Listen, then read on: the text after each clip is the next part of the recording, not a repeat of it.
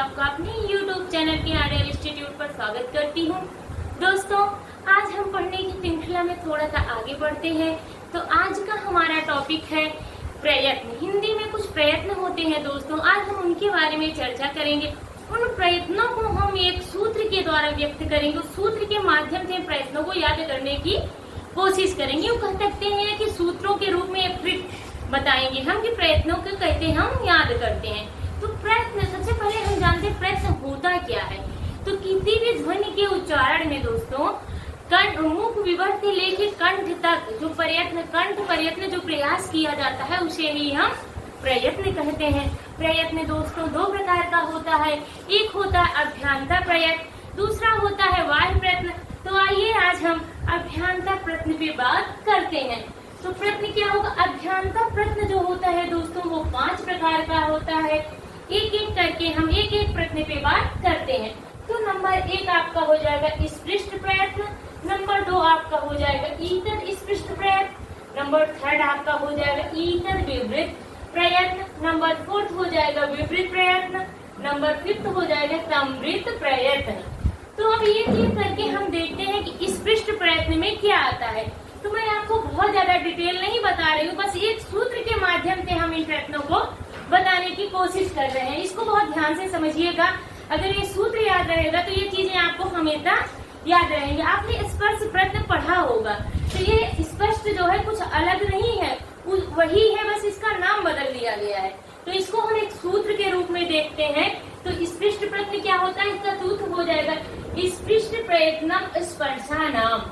इसका मतलब ये है कि स्पृष्ट प्रयत्न जो है स्पर्श नाम, जितने भी प्रयत्न स्पर्श प्रयत्न में आते हैं तभी आपके स्पृष्ट प्रयत्न के अंतर्गत आते हैं। यूं कह सकते हैं स्पर्श प्रयत्न में का से लेकर माँ तक के कार्यवर्ण आपके आते हैं। स्पृष्ट प्रयत्न स्पर्शानाम, स्पर्श प्रयत्न में का से लेकर माँ तक आते हैं। कहिए तो मैं लिख देती हूँ, वैसे मैं लिखना नहीं चाह रही थी क्योंकि आप ये बहुत पहले पढ़ चुके हैं। का से माँ तक।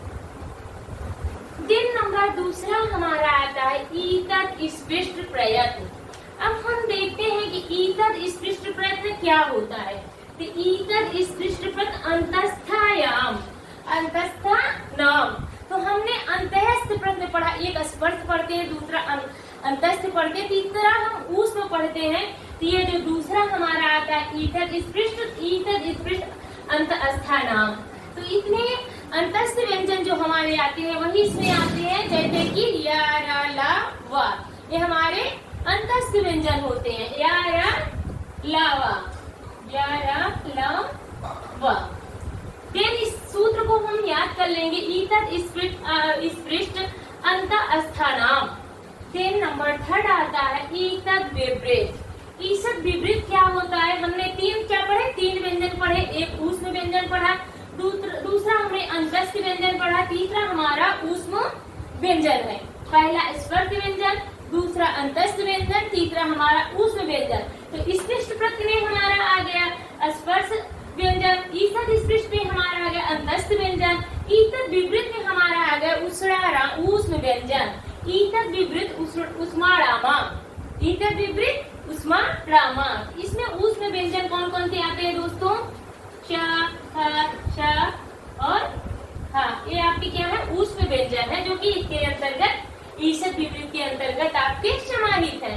फिर आता है नंबर 4 विपरीत स्वराणामा। इसका सूत्र क्या है? विपरीत स्वराणामा। मीन्स ये हो गया कि जो विपरीत प्रयत्न हमारा है इसमें समस्त स्वर हमारे आते, जो समस्त हमारे 13 स्वर है।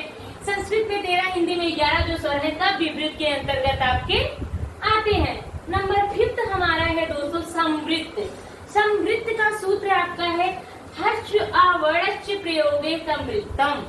मीन्स की जो हर्ष आ होता है, मतलब छोटा आ जो होता है उसका प्रयोग आपके समृत में होता है। उम्मीद है कि ये चीजें समझ में आ गई होगी। पहला हमारा स्पर्शानाम, स्पष्ट प्रयत्न स्पर्शानाम का से माँ तक, दूसरा ईतद स्पृष्ट अंतस्थानाम या रालावा, तीसरा ईतद विपरीतम उष्माणाम शाखा साहा।